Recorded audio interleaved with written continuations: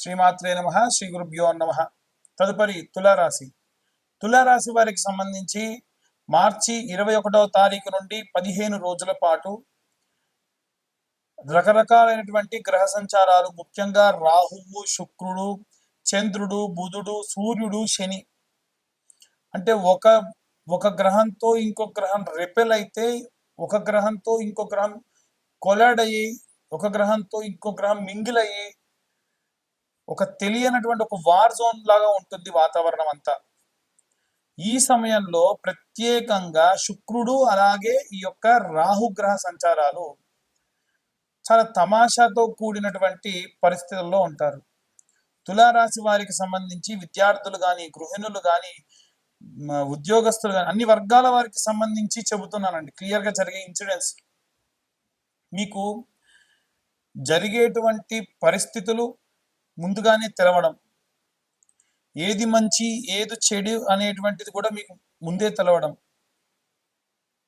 మీకున్నటువంటి కాంక్షలు కోరికల్ని నిగ్రహంతో ఉంచుకోవడం, ఫలానా చోటికి వెళ్ళాలనుకొని కూడా వెళ్ళకుండా ఉండడం, ఏదైనా తినాలనుకుంటే కూడా తినకుండా ఉండడం, ఆహార నియమాలు పాటించడం, అలాగే వ్యాయామానికి సంబంధించి చేయాలనుకోవడం చేయలేకపోవడం, ఇవన్నీ కూడా కాస్త వింతగా ఇబ్బందిగా ఉండేటువంటి పరిస్థితులు.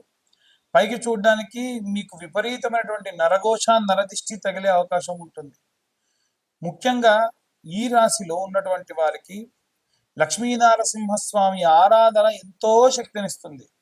నిత్యం ఒకసారి లక్ష్మీనారసింహాయ నమః అని 11 మార్లు చదువుకుంటే చాలు, అంతకు మించి ఇంకేమీ అవసరం లేదు.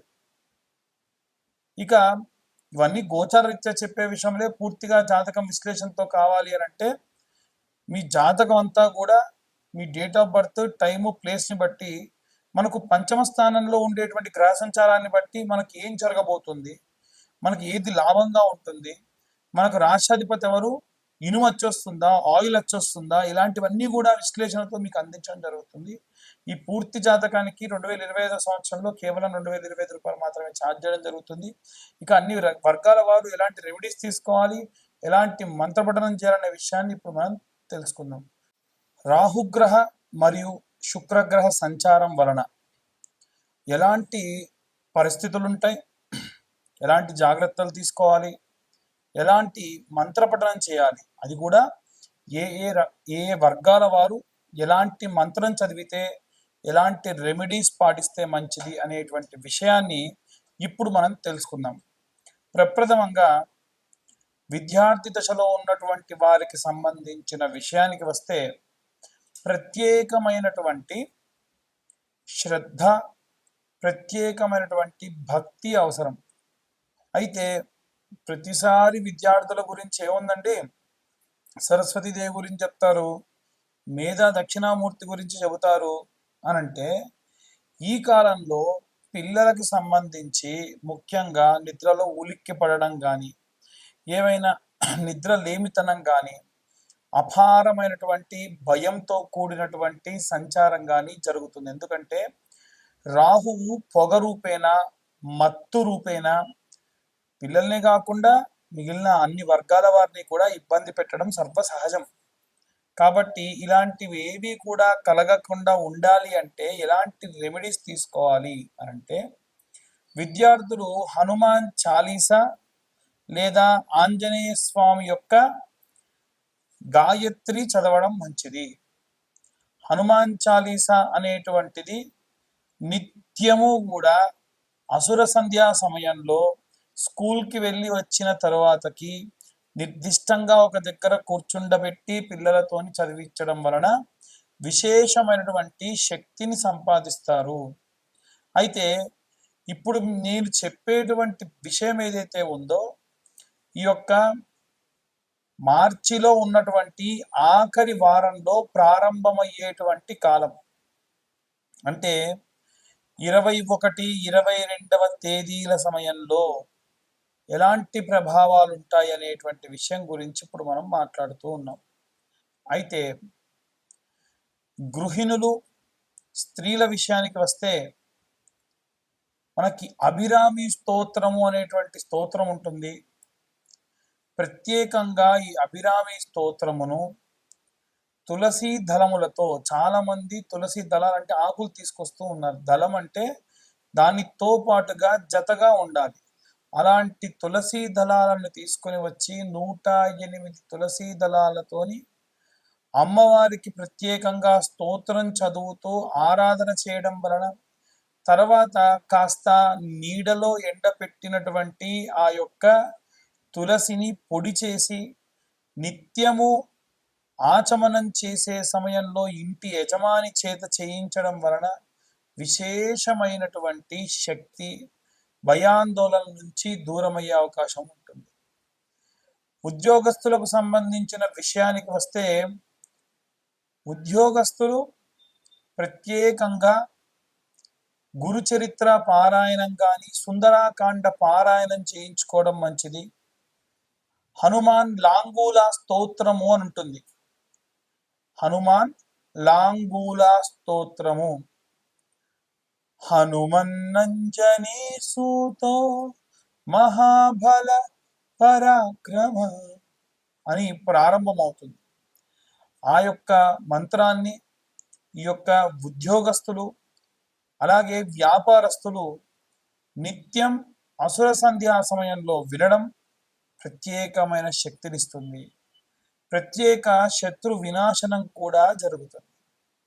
అలాగే ఎవరైతే సినిమా రంగంలో ఉన్నటువంటి వారు ఉన్నారో వారు కనకదార స్తోత్రముతో పాటుగా రుద్రం నమకం చమకం అని మీరు కొడితే యూట్యూబ్లో కానీ స్పాటిఫైలో కానీ వస్తుంది.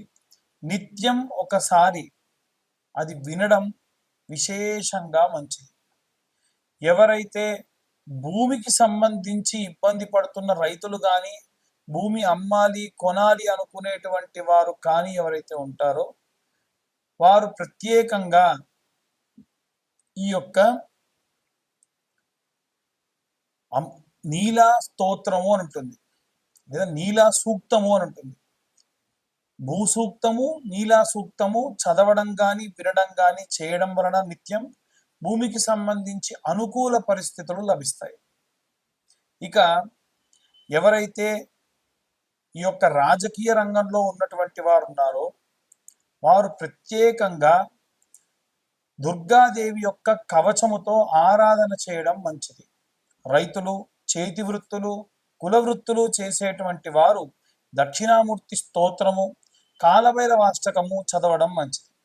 అలాగే ఎవరైతే ఈ యొక్క పిల్లలు లేకుండా వృద్ధాప్యంలో ఉన్నారో వారు వీలైనంత వరకు కూడా ఈ యొక్క ప్రసన్న మహాకాళి దేవాలయానికి వెళ్ళి అమ్మవారి యొక్క ఆరాధన అభిషేకంలో పాల్గొనడం మంచిది.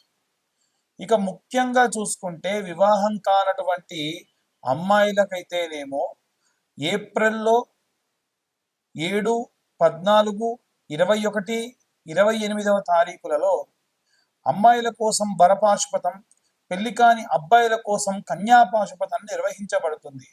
ఈ పాశుపతానికి 20-25 వేల దాకా ఖర్చు అవుతుంది. కానీ ఎటువంటి సామూహికంగా లేకుండా ఎవరికి వారికే చాలా మంది ఇబ్బంది పడుతున్నారని అడుగుతున్నారు. కాబట్టి ఈ యొక్క పాశుపత హోమం అంటే కన్యా పాశుపతం, వరపాశుపతం కేవలం 15,000 రూపాయలకి సామాగ్రంతా మేమే అరేంజ్ చేసి చెప్పడం జరుగుతుంది, చేయించడం జరుగుతుంది.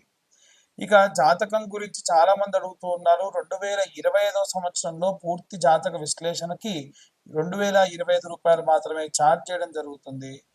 ఎవరికైనా ఇంట్రెస్ట్ ఉంటే కింద ఉన్న నెంబర్ కాల్ చేసి మీ పేరు, మీ గోత్రం, మీ ఇంటి పేరు, మీ పేరు నమోదు చేయించుకోవచ్చు. సర్వే జనా సుఖినో భవంతు. స్వస్తి.